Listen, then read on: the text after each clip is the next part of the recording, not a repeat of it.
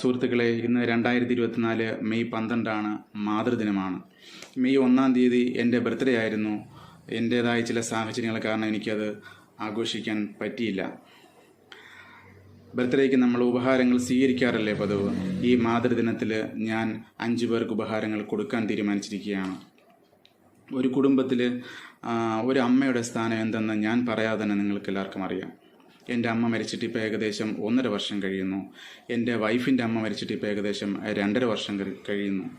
പുറത്ത് നിൽക്കുന്ന ഒരു വ്യക്തി ഉണ്ടെന്ന്, ആ ഒരു സ്ഥാനത്തുണ്ടെന്ന് പറഞ്ഞാലും സ്വന്തം അമ്മയോളം വരില്ല ആ സ്നേഹവും കരുതലും ഉപദേശങ്ങളും എന്നാണ് ഞാൻ മനസ്സിലാക്കിയിരിക്കുന്നത്. ഈ മാതൃദിനത്തിൽ ഞാൻ 5 പേർക്ക് ഉപഹാരങ്ങൾ കൊടുക്കാനാണ് തീരുമാനിച്ചിരിക്കുന്നത്. ആ 5 പേരും ലോട്ടറി വിൽപ്പനക്കാരാണ്. ഇനി ഉപഹാരത്തെക്കുറിച്ച് പറയുകയാണെങ്കിൽ, ലോകത്തെ സ്നേഹം കൊണ്ട് തോൽപ്പിക്കാൻ ശ്രമിക്കുന്ന ഒരു യോദ്ധാവെന്ന നിലയിൽ കേരള സ്റ്റോറി തന്നെ മാറ്റി എഴുതിയ ഒരു സ്നേഹനായകനായ, സ്നേഹനിധിയായ ഡോക്ടർ ബോബി ചെമ്മണ്ണൂർ അവതരിപ്പിച്ച ഈ ബോച്ചെ ടീ ആണ് ഞാൻ ഈ 5 ലോട്ടറി വിൽപ്പനക്കാർക്കും കൊടുക്കാൻ ഉദ്ദേശിക്കുന്നത്. 2 ബോച്ചെ ടീ വെച്ചാണ് ഈ 5 പേർക്കും സ്നേഹോപകാരമായി ഈ മാതൃദിനത്തിൽ ഞാൻ കൊടുക്കുന്നത്.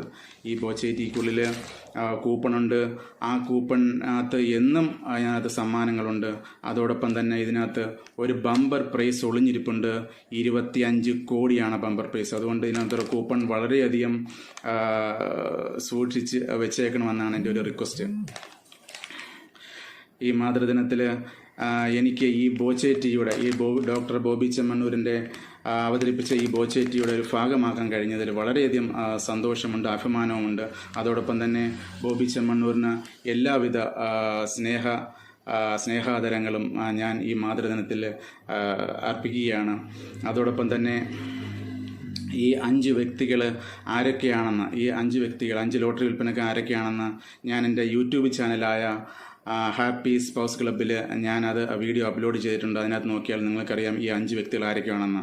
പിന്നെ അതോടൊപ്പം തന്നെ ഈ മാതൃദിനത്തിൽ സ്വന്തം അമ്മയും അച്ഛനെയും സ്നേഹിക്കുന്നത് പോലെ തന്നെ മറ്റുള്ളവരുടെ അമ്മയും അച്ഛനെയും സ്നേഹിക്കാനുള്ള ഒരു മനസ്സ് നിങ്ങൾക്കുണ്ടാകട്ടെ എന്ന് ആശംസിച്ചുകൊണ്ട് ഞാൻ എൻ്റെ വാക്കുകൾ നിർത്തുന്നു. നന്ദി, നമസ്കാരം. ഇതിനകത്ത് തന്നെ ഈ 5 വ്യക്തികൾ ആരൊക്കെയാണെന്ന് നിങ്ങൾക്കിപ്പോൾ അറിയാം.